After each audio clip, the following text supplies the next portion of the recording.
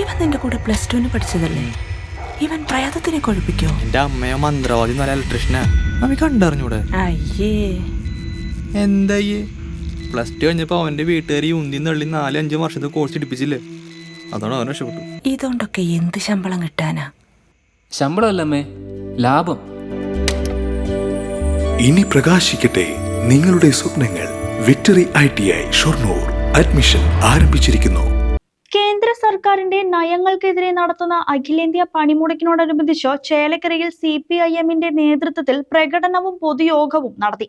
കേന്ദ്ര സർക്കാരിന്റെ തൊഴിലാളി ദ്രോഹ കർഷക വിരുദ്ധ നയങ്ങൾക്കെതിരെ കേന്ദ്ര ട്രേഡ് യൂണിയനുകളും ജീവനക്കാരുടെ ഫെഡറേഷനുകളും നടത്തുന്ന അഖിലേന്ത്യാ പണിമുടക്ക് സംസ്ഥാനത്ത് സമ്പൂർണ്ണമാകും. ചൊവ്വാഴ്ച രാത്രി 12 മുതൽ ബുധനാഴ്ച രാത്രി 12 വരെ 24 മണിക്കൂറാണ് പണിമുടക്ക്. കേന്ദ്ര സർക്കാരിനോടുള്ള വിധേയത്വം കാരണം BMS പങ്കെടുക്കുന്നില്ലെങ്കിലും കേന്ദ്ര നയത്തിന്റെ കെടുതികൾ അനുഭവിക്കുന്ന എല്ലാ തൊഴിലാളികളും അണിനിരക്കും. 17 ആവശ്യങ്ങൾ ഉയർത്തിയാണ് പണിമുടക്ക്. Chelakkara area secretary K. Nandakumar ഉദ്ഘാടനം നിർവഹിച്ചു.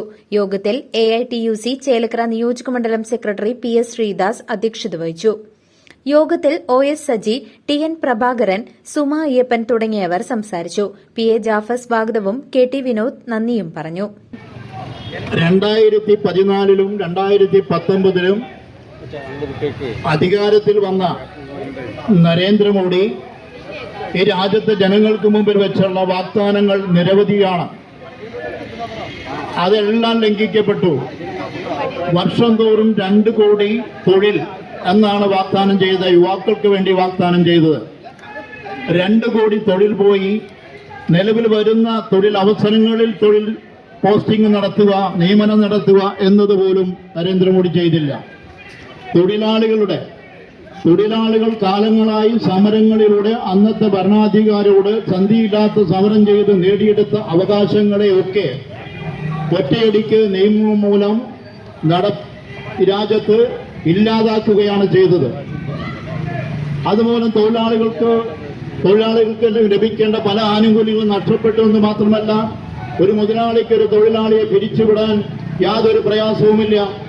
പണ്ടാണെങ്കിൽ അതിന്റെ വിവിധ ആനുകൂല്യങ്ങൾ നൽകേണ്ടി വരും. ഇപ്പോൾ യാതൊരു ആനുകൂല്യം കൊടുക്കാതെ തന്നെ ഇന്ന് പിരിച്ചുവിടാൻ പറ്റാവുന്ന രീതിയിലേക്കുള്ള നിയമം ഈ രാജ്യത്ത് കോർപ്പറേറ്റുകൾക്ക് വേണ്ടി, ഈ രാജ്യത്തെ മറ്റു മുതലാളിമാർക്ക് വേണ്ടി നടപ്പിലാക്കിയിരിക്കുകയാണ്. കർഷകർക്ക് നേരെയുണ്ടായ അതുപോലെയുള്ള കരിദ്രോഹ നയങ്ങൾക്കെതിരെയും സമരങ്ങൾ നടത്തപ്പെട്ടിട്ടുണ്ട്. അതിന്റെയൊക്കെ ഫലമായി ഈ രാജ്യത്തെ ജനതയോട് തന്നെ, കർഷക ജനതയോട് മാപ്പ് പറഞ്ഞതാണ് ഈ നരേന്ദ്രമോദി. ഇന്ന് തൊഴിലാളികൾ ദ്രോഹിക്കുന്നതിനോടൊപ്പം എല്ലാ നിയമങ്ങളും പാർലമെന്റിനകത്ത്. News desk CCV.